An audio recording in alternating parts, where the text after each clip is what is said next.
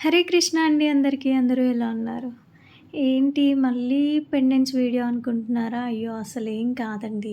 ఏంటి అంటే ఈరోజు వీడియో మనకి ఇయర్స్ నుంచి మెటీరియల్ కావాలి అని చెప్పి ఒక కస్టమరు కాంటాక్ట్ అయ్యారు. అయితే ఆ మెటీరియల్ తీసుకొని డిస్పాచ్ చేసే లోపలే మన మేకింగ్ వీడియో ఒకటి చూసి మీరు కూడా కస్టమైజ్ చేస్తారా? నాకు కస్టమైజ్ చేసి ఇవ్వండి అని చెప్పి అడిగారనమాట.